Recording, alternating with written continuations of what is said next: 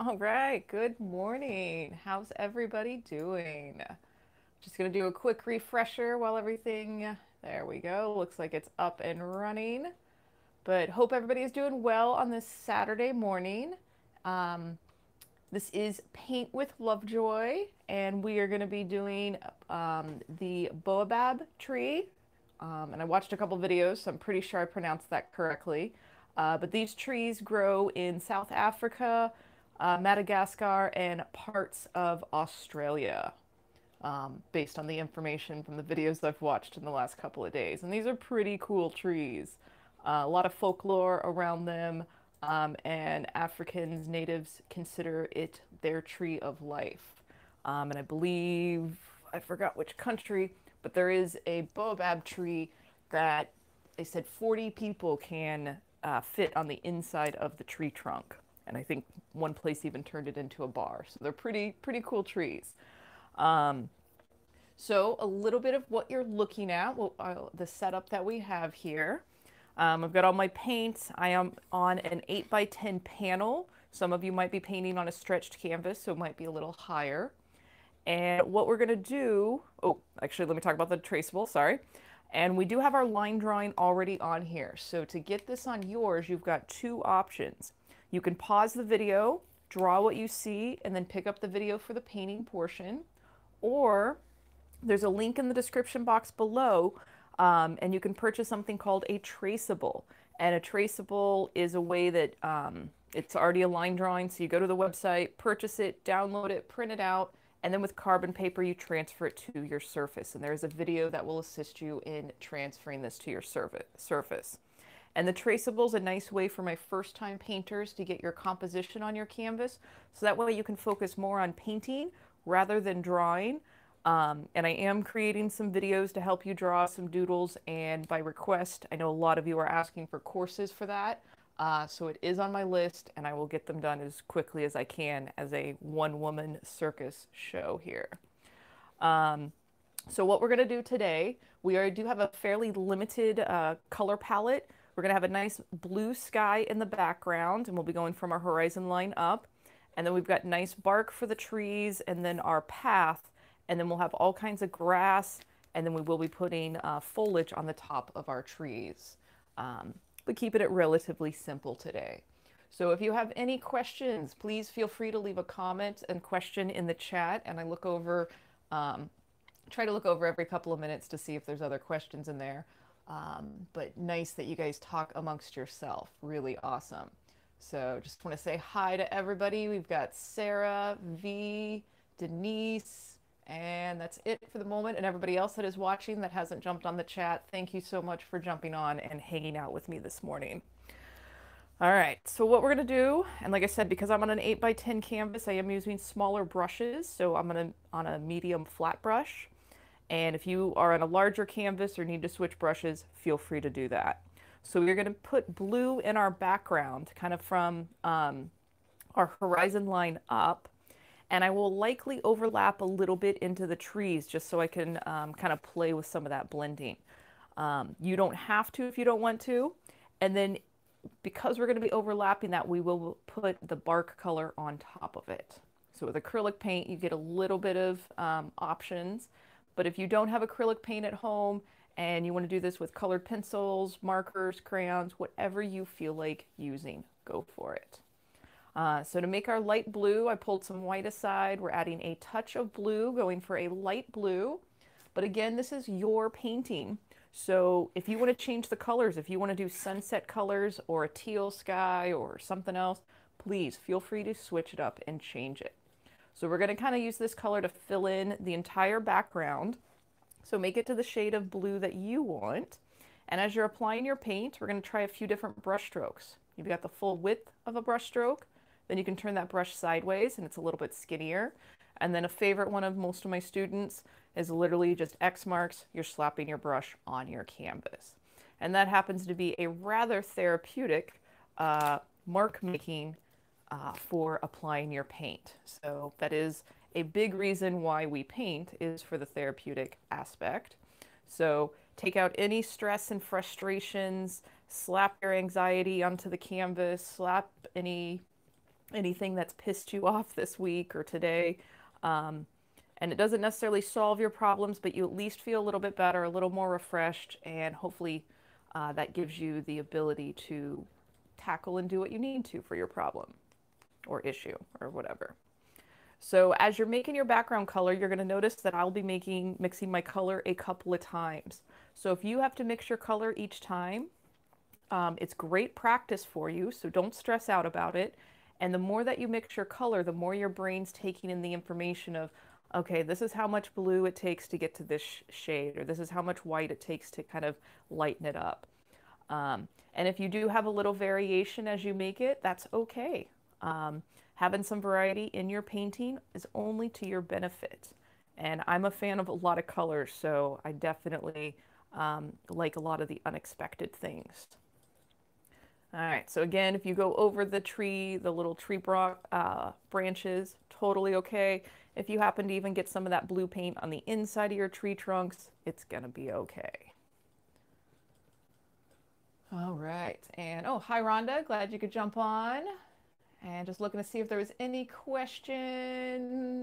Nope, and Kyla, I have to scroll up a little bit.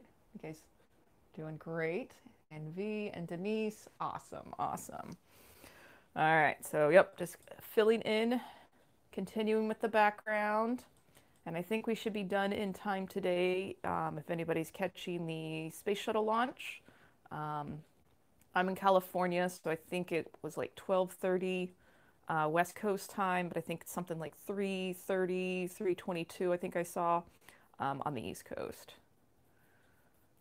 And I used to live in Florida, so I remember a few of hearing about the launches. And my dad lived outside of Titusville, so I've actually got familiar with that area a little bit, visiting family.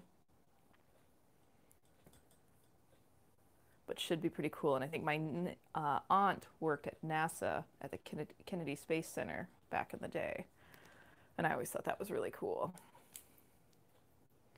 All right, so again, if you go over your trees at all with your background color, don't freak out about it.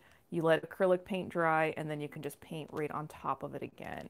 And if you need to move into that small pointy brush, go right ahead. We do have kind of a cluster of trees here, and then a kind of a cluster of the baobab trees. And a lot of times when I do tree paintings, I say you can add more trees, but let's keep this one kind of as it is. And if you are painting on a stretched canvas and you're bringing this color right to the edge, make sure that you carry that color around the tops, the sides, and the bottom. It just looks nice when it hangs on the wall, having that color wrap around the edge. All right, so once you've kind of got all your blue, your background, your sky color on there, if you want to change your shade, and this is completely optional, so I'm going to do a few pieces up here. If you like it just the solid color or whatever color you have it painted as, keep it as that. But again, if you want to change it to go lighter, you grab a chunk of that white, you're going to slap it on there, pretty generous, and then I wipe off the excess paint, and then with light pressure, you just kind of go back and blend this new color into your background color. And this can only be done while your paint is wet. That's why it is called a wet on wet blending method. The more you move your brush back and forth, the more that blends together. So you'll notice that the lighter colors kind of get eaten up quicker compared to darker colors. And if you want a space that's a little bit darker, let's put it kind of right here, maybe a little spot there. Same thing, you kind of slap that color on there, and you need less of the dark color compared to the lighter colors. A little bit of dark pigment goes a long way, and then a little bit of white pigment or lighter pigment you usually need a little bit more of, just because it gets eaten up in the colors. But again, you just kind of slap your color on here, move your brush back and forth, play with it, but get your background to where you like it while your paint is wet before you move on to the next step.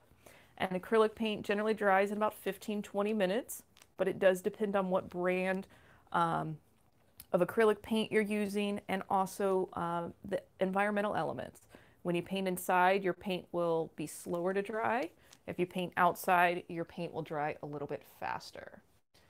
All right, so let's see. I thought I saw a question pop up.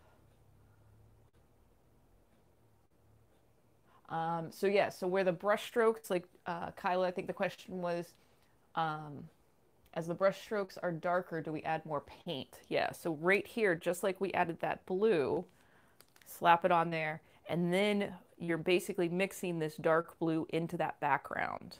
And it's literally almost exactly what you do to mix your color on your plate. You're just doing it on your background instead. And like I said, if you like that color, then you kind of keep it at that and, you know, don't mess with it anymore. Because the more that you move it around and blend it, the more it's going to kind of diffuse. So if you end up moving too much like that, just reapply that blue and only move your brush less times. And even if you need to go back and make that medium blue to kind of blend in, you can do that too. So wet on wet blending is a lot of a back and forth. And the more that you do it, the more your brain's going to be like, okay, I get this, cool. But the first couple times that you do it, it's a little scary, it's a little weird, but just jump right in and you'll be happier in the future just by jumping right in right now. All right, so pretty good with the background. I'm actually just going to diffuse this just a little bit as it's coming up next to our main tree. All right. So what we're going to do next is we're going to put our path in here. We're going to move into some shades of brown. And it is kind of a dusty dirt road that they walk on, and it's aligned with the baobab trees. And then we do have kind of a nice dirty raw sienna that's going to be going in for the tree trunks. And then we do the foliage and then the grass. So kind of keeping it in basically 3 colors as we go through. Our blue, our tan, and then our green. All right. So for our road, I'm going to actually take some of that raw sienna, put it aside. It's actually pretty close to the color I need. So we're actually going to use that raw sienna by itself, but also because it's in Africa and there is so much sun and brightness there, it's a really warm brown. So by itself, that raw sienna is kind of what we call on the cool side. By adding yellow to it, it's going to warm it up. So just take a look at what it looks like as a cool color, and then how adding the yellow to it kind of changes it and warms it up. So again, your brain's taking in a lot of information as you mix your colors, and especially in the beginning stages, you're taking in a lot of information. So be kind to yourself as you feel you might be getting frustrated or you're not learning fast enough. You're actually bringing in a lot more information than you're aware of. All right, so kind of filling in that pathway. And again, I'm using student grade paint, so it is on the transparent side. So instead of coming in at a 90-degree angle with the tips of my bristles, I'm coming in at like a 45-degree angle, applying it a little bit thicker, and that gives me a more darker or intense full opacity. And then just like we did in the sky, we're going to do a little bit of wet on wet blending and put a few shadows because these trees would be casting shadows on the road. So let's see, we got another question. What is a good temperature to have for the room when painting acrylics? I would say it's probably a pretty wide range. The only reason that the acrylics dry out more in the sunlight is just because of the intensity of the heat, the directness of the sun, because it makes the water in the acrylic paint evaporate faster, and that's what makes it dry. So I'd say it doesn't really matter what temperature it is on the inside because you can paint when it's really cold. It's just a matter of when it gets probably above 80, 85 degrees, you'll probably cut your dry time in half. So if your paint took 20 minutes to dry inside and then you're painting outside in 85-degree temperature, it'll probably dry in 10 minutes, maybe even quicker too. And as you're painting, you'll feel it dry up on the paint, you'll feel the different texture, and sometimes you might want to play with that based on how you might be applying something or blending something. You might want more dry paint. You might want something and as it dries, it gets a little bit thicker. So just different things to play with. And it might vary from brand to brand as well. All right, so we're going to make some shadows on here. And let's see, I don't necessarily want to do just direct black on here. So I put a little bit of black on the plate next to the brown. And we're just basically going to tone that black down just a little bit with that brown. And then we're going to apply it here. And again, we're imagining that the sun is actually on the left-hand side. And then we have these nice shadows from these trees that are going to shoot across this pathway. So it's kind of starting here. It's a little bit easier to see. I'm going to hover my brush kind of in that direction. And then literally just go a little bit to the right. And then place its shadow. And we're going to kind of do that for each tree. So here would actually be a bigger one, so I'm going to grab more paint. And I am using a small pointy brush just to be able to help with the smaller brush strokes right now. And then same thing here, just kind of hover your brush, move to the right, and literally all I'm doing is just touching my brush to the canvas and just squiggling it away, squiggling it to the right. Now, if you kind of like that little design, you can leave that. If you do want to play with it a little bit, go back to the bigger brush and that 45-degree angle and just kind of play with smushing that black into the raw sienna. And maybe when you go from one shadow to the next, wipe that brush off so you're not taking extra paint into the next area. Again, this is going to be one of those things that with more practice, you'll see your own skills evolve and you'll get more comfortable with it. So trust your instincts as you are painting. All right, and then let's see, we're going to do the same thing with a little bit of white. And actually I can leave with this brush. So I'm going to grab just a chunk of that white. And again, we still would have some highlights and they'd be a little bit in between those shadows. So I'm just going to kind of plop that white in there. And like we stated in earlier, that white gets diffused pretty quickly. So again, I'm just kind of squishing it into that raw sienna.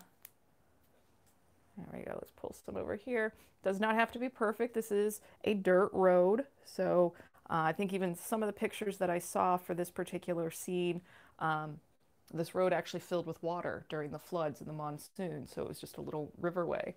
But it is a path that a lot of the natives would walk from village to village or getting where they need to go.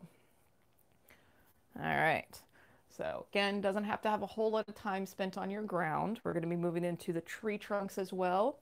And we're going to build on these same skills. So for our trees, we're going to do the same thing, kind of put a base color in there. Then we'll put a shadow on the right-hand side and a highlight on the left-hand side. Now these trees their bark isn't as warm as the ground is. They're actually a little bit darker, so I'm going to pull some of that raw sienna aside and add a little bit of the burnt sienna. And the burnt sienna is a bit of a reddish brown. And let's see. I was looking to see if it was going to be a 2-to-1. Let's go for about a 1-to-1 mixture. 1 part raw sienna, 1 part burnt sienna. And it gives us a nice kind of middle ground, and it also thickens up my paint a little bit. So we're going to fill in these tree trunks, and then when we get to kind of this section, likely my black lines will show through the paint, but if your paint's kind of thick, I'll help you with, or I'll talk through more of kind of separating those little tree designs there. But let's go ahead and start on this left-hand side, get this tree in there. And again, if you're on that stretched canvas, carry this color right around the top of it.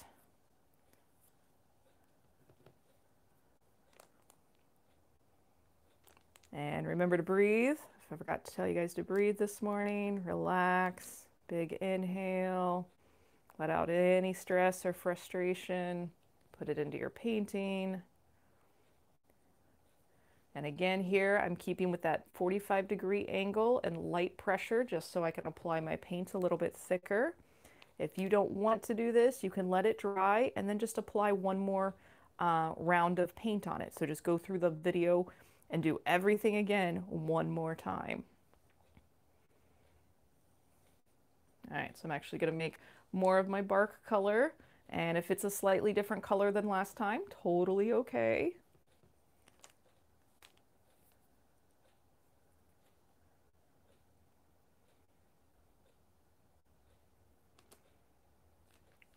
And some of the videos that I watched about these trees, part of the folklore was that, let's see, I was trying to remember all of it. They were talking about in the beginning of time how happy these trees were, um, and how they were young, happy trees of life. And then somehow the humans angered the gods and he turned the trees upside down. So when there's no leaves on these trees, it's said that they look like a tree was pulled out, plucked out of the ground, flipped upside down, put back in, and then the roots were hanging out on top. And they do kind of spread out, and it really, the bare trees look like they were picked out of the ground and flipped upside down. So we're going to be doing ones with foliage today. I figured we needed some more abundance and prosperity. So we'll go for the green foliage. But definitely look at some pictures. These are really cool trees. And I believe they fruit. They can use, they were talking about the bark of the tree. The inside was really strong to make ropes and baskets, certain types of food.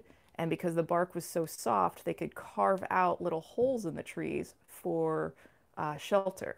And like I said, that one tree, they said they could fit 40, up to 40 people inside. Hopefully you're not claustrophobic. They did show a few pictures of the inside of the tree bar, I guess is what you would call it, because they did have a bar inside where you could sit down and have a drink. So if you go to Africa one day, you'll have to go find that one. I forgot which, where it was located. You'll have to do your research. All right, so these collection of trees that are kind of together, I'm literally just kind of having my brush overlap and just fill in all the areas.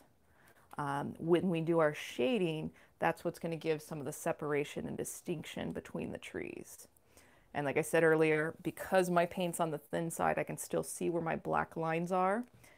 And once I transfer the traceable to my canvas, I go over those lines with a Sharpie marker just because I'm doing the video. So you guys at home can see the lines a lot easier. So if you transfer with a carbon paper, those lines will be a lot lighter. So you don't have to do the black Sharpie marker like I do. All right, so just basically getting that filled in, and then we're going to start putting our shading on top of it.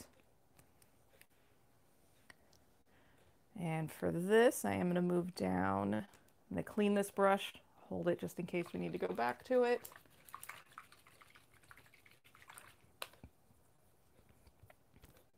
All right, so I'm going to grab that small pointy brush. Let's see. Oh, we got some questions. All right. You got the temperature question. Ooh, a dragonfly. Yes, Sarah, I will add that to the list.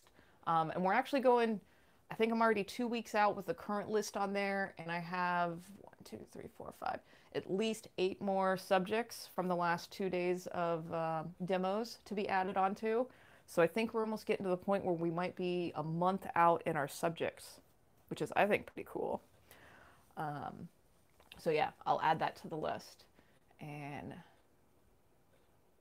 nice, Denise. I'm glad you're enjoying the stabbing method for blending. I think sometimes it's nice just to call it the stabbing method and take out your frustration. But I'm glad that is working for you. That's awesome. All right, so just like we did in the road, I'm not going to go for the straight black. So I'm making a little bit more of my brown and burnt sienna and raw sienna mixture. And then just like we did for the ground, we're going to add a touch of black to it. So again, I just kind of put that on the edge. I've got quite a bit of black on my brush right there. So let me pull a little bit of that off and then just start slowly mixing it in. And because we'll be doing that wet on wet blending, I need that to be a little darker. So we're going for about that color. So same thing, I'm going to place this on the canvas in all the places it needs to be, so you can mimic that at home. And all I want you to do is just observe where I place it and the general shape of what it is. And you just do your best to mimic that on your canvas. And if it turns out a little different than what I do, that's okay. That is part of art. That is part of life. And Bob Ross was awesome at coining the term happy accidents.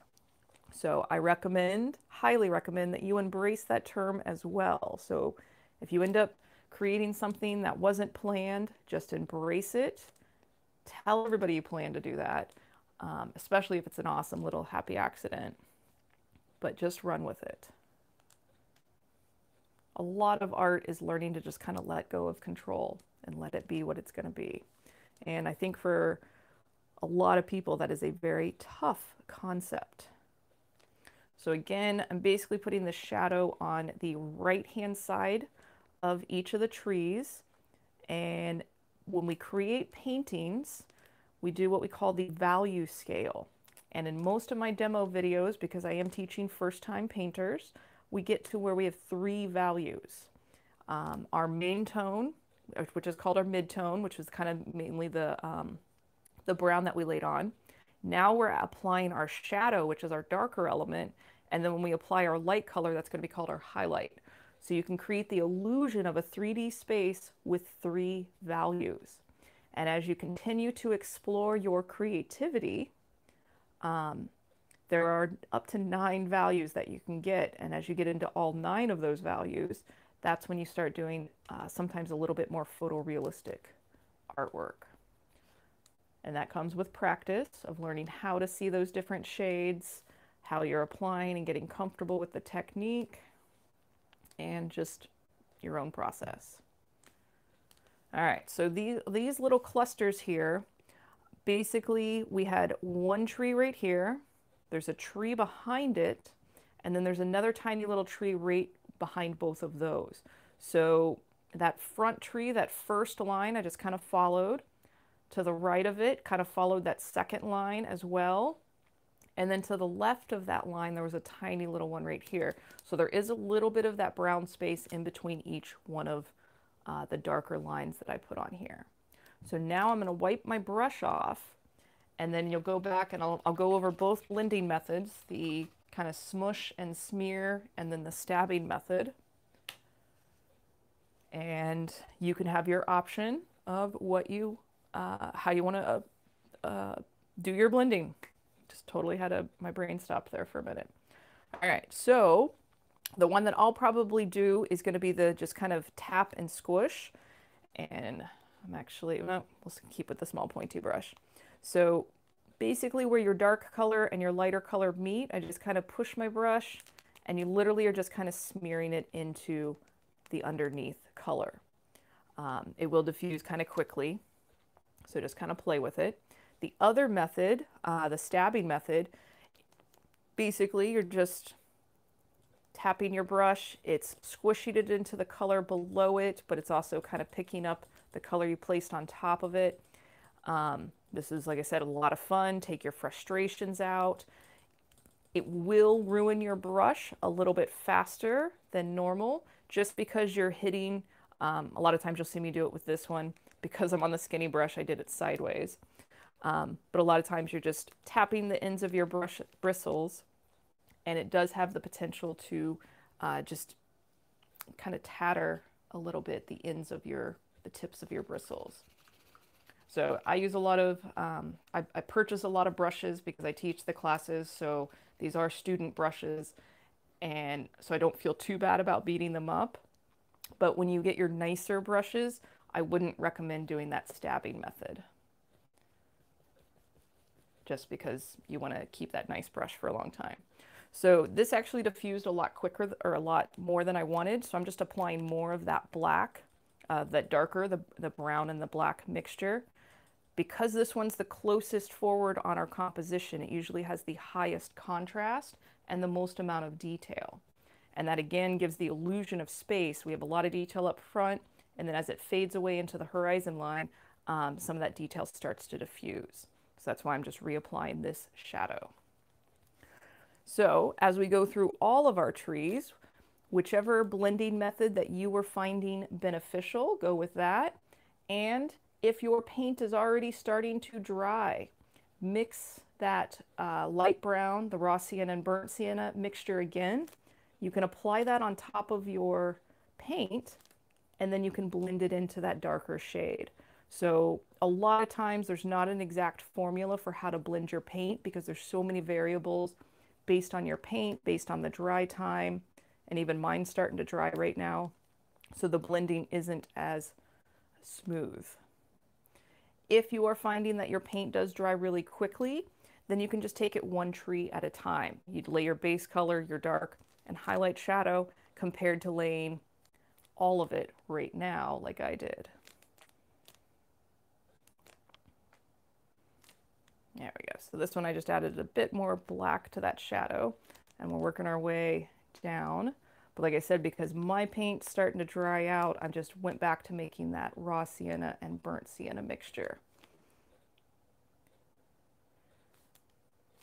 And I think I forgot to mention the last couple of demos, but I do recommend that you take progress pictures while you paint. And it's kind of cool to go back and look at those progress photos and see how much each painting changes as you add a different color. Because this painting is going to look totally different once we add the green and even get rid of this white space. So the more that you can kind of just learn to see your own growth, document your process, the better it's going to be for your overall growth in general as a painter, as a creative. Okay, so we're going to quickly actually go back. We're going to go to some yellow and raw sienna, similar color that we made for our road. And we're going to put this highlight on the left-hand side. And because I went back to my burnt sienna and raw sienna mixture, I now actually have something I can blend this in. So I'm just going to do the kind of the push and the smear. You can do whichever blending that you were finding beneficial.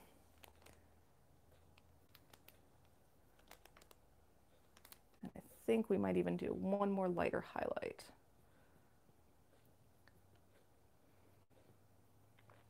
All right, and then here for the trees that are kind of this little cluster. See, I'm looking at my photo. Let's get this first one in the front.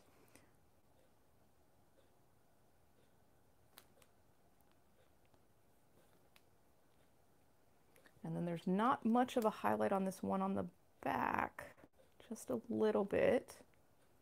And it is okay if they do look like a big cluster. You know, they are actually in sequential kind of line going down the road. But if it does look like they're just hanging out and having a little party, that's okay. I'm sure they might like that. All right, and then we don't have to worry too much about the highlights on these clusters back here because we would distinguish more of the highlight up front. And we're going to go just a little bit lighter. So that yellow and raw sienna mixture, we're going to add some white to it. And just on a few of the trees right here on the edge, going just a touch lighter. And then we're going to be moving into our green paint and our foliage. So I basically just kind of wiped that on there, wiped my brush off, and I'm going to go back and blend this a little bit.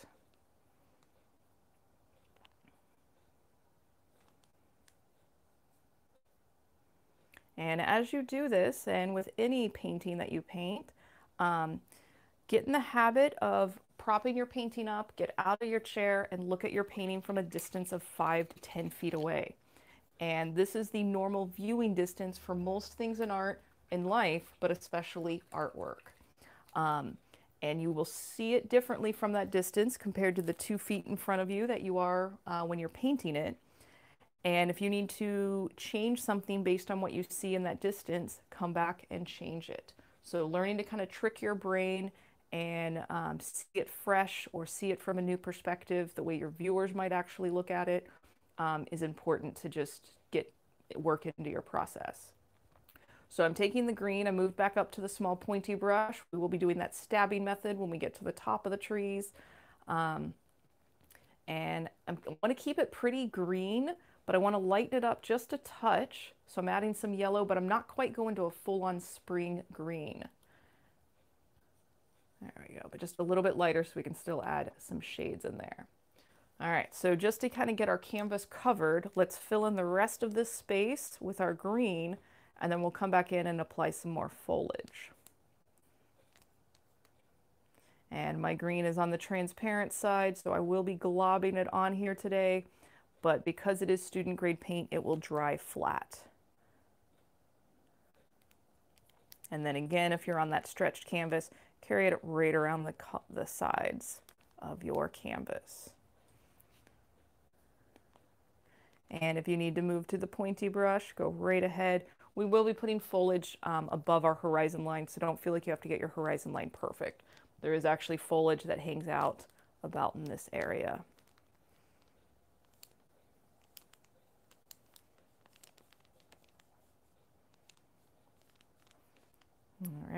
And as I'm filling this in, and whatever you paint, please send me a photo of what you paint. You can email those, paintwithlovejoy@gmail.com, or tag me in social media at paintwithlovejoy. And I've been putting some collages together of all the student work, and it's been getting great feedback on the social media places that I've been posting it. So your pictures are really important to help encourage other people to paint. Because I'm an artist, nobody believes me when I tell them I can teach them to paint. But when you tell them I can teach them to paint, that holds so much more weight. So please share this with your friends, your community. Keep it going. And the greater that this actual channel goes, the more energy I can put into it. And I would love to do this full time for the channel. Right now I'm a freelancer, so I have to do quite a few different things. All right. Oh, hey, Jen. How's it going? Glad you could jump on. Let's see. You've got a question. Let's see. White gesso over black. Okay. So let's see. White gesso. Should you paint white gesso over black? And then should you put white gesso, paint white over the gesso if you're going to paint a lighter color? Okay. I think I understand what you're asking. Depending on the gesso that you have, you might have to do 2 coats of it to fully cover the dark colors underneath. And if you want to go for a smooth surface, you can actually sand it in between your coats of gesso. You can sand down any paint peaks that might be on there. I've tried I forgot what brand it was, but it was super, super thin gesso. I will not be purchasing it again.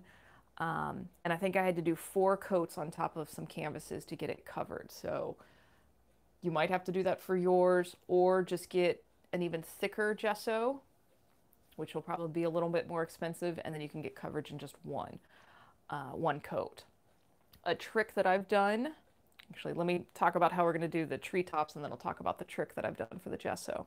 So the treetops is going to be that kind of stabbing method that we've been talking about. So I like to hold the brush perpendicular to the canvas, and we do have kind of a distinct formation that these trees will get for their foliage. But as I make my marks, I am going to twirl my brush in between the fingers, so that way I'm not making the exact same mark over and over again. So I am slightly moving my brush as I just literally tap my brush on the canvas. And these trees definitely are top heavy with their foliage when they have their foliage, and then they kind of spread out. That way they can get as much sun exposure and nutrients as possible. And we're going to come in with this same method with some darker green, some blue green, and even some yellow highlights. And then we'll do this exact same method for the foliage that's at the horizon line. So again, just kind of look and observe where this is going. It does not have to be exactly like mine, but just go for the general placement.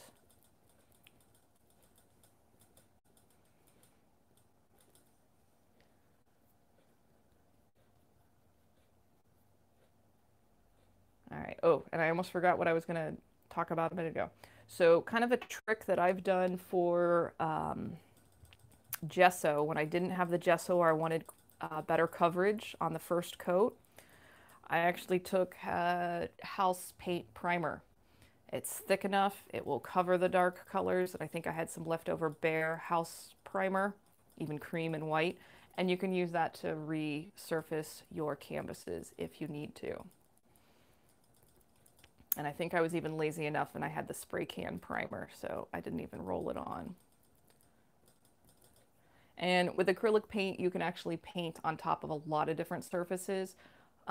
If you're using oil paint, I do not believe a house paint primer is to the best of your benefit. So I would get oil paint primer if you're going to paint with oils. All right, so same thing around here on our horizon line, and some of it's going to come down into the grassy area. And a lot of the stuff on the horizon line, you don't want this overlapping the tree trunks, because these are on the horizon line, these are behind the trees. So if you get some of this foliage that overlaps your tree trunks, either wipe it off with a paper towel while it's still wet, or go back and reapply your tree trunk color once that is dry.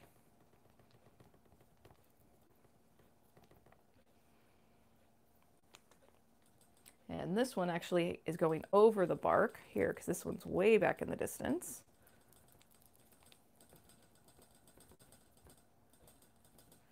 All right, and we do have some of this foliage kind of hanging out just right over the base of the tree trunk.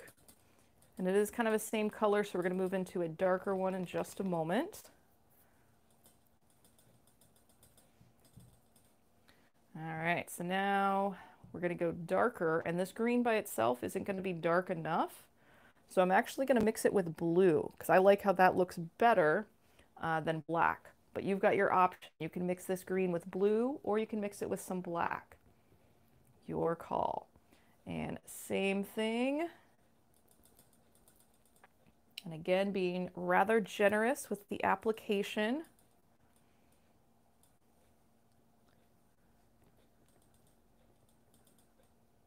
And then, like I said earlier, if you are on a stretched canvas, continue this color around the side.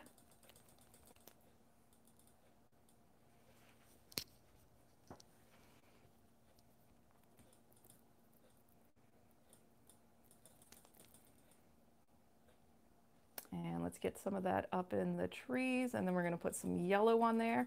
And for the yellow, we're actually just going to use the direct yellow because this is such wet paint. It's going to mix very, very quickly with the greens and change color. All right, so I'm going to wipe off all that green. It is going to get contaminated rather quickly. And literally just grabbing that direct yellow. Your first couple of marks are going to be your most intense. So I usually like to start where that highlight's going to be. And then again, it's that kind of smush. So it's picking up the green underneath. Excuse me. And then see that it kind of diffused really quickly. Wipe that brush off. Grab more green. Or grab more yellow, sorry. And again, this is a good place to get out of your chair, look at it from a distance, and go, where do I need more of a highlight? Where do I need more of a shadow? What's it feeling like? You are conversing with your canvas and figuring out what the canvas needs based on your skills, based on what you're capable of doing. But just start having that conversation because you're never going to, as long as you're going to be painting something, you're always going to converse with your canvas. And the canvas always wins, so do not fight it too much. That's why we call them happy accidents, because that's when the canvas wins.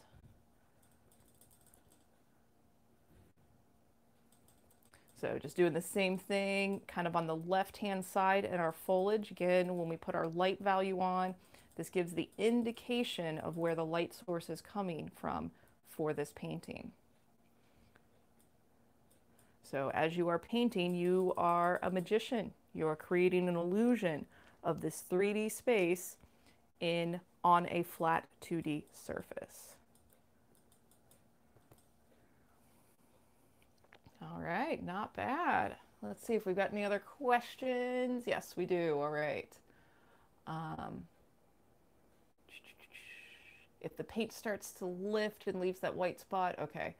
Yeah, so that's kind of it's kind of an interesting balance because yeah, if you either scrape it back to the canvas and you have like a little divot of paint, or if a water droplet falls on there and that water cuts back to the canvas, you have to basically fix it the same way. You make that color again, and then you got to fill in the crevice and then also have enough paint on there so it's level with the other paint surface. So I like to kind of daub it on there.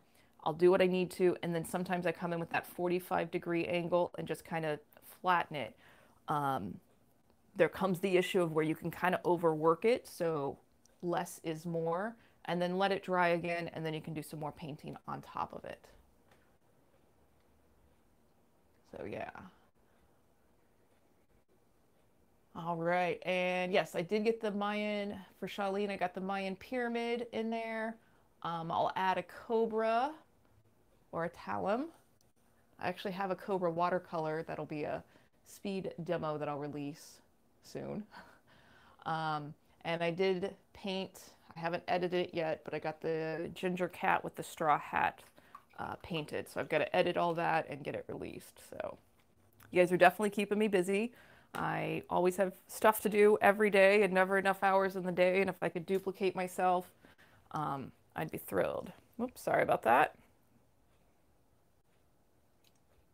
My cat decided to go through the bottom of my tripod, so sorry for the shaking of the video right there. But I think this brings us into the conclusion of our painting today. So thank you guys so much for honoring me with your time and hanging out with me this morning. I hope you have a great weekend. Great suggestions today and good questions. Tomorrow, I believe we're painting an octopus. That should be kind of fun. That might be a bit of a longer video. And yeah, so email me paintwithlovejoy@gmail.com your photos and pictures and awesomeness of just what you're creating. Check out my online school, Paint with Lovejoy. Make sure you like the video, subscribe to the channel. Let's keep this going. Yeah, and have a great weekend. I will see you guys later. Cheers.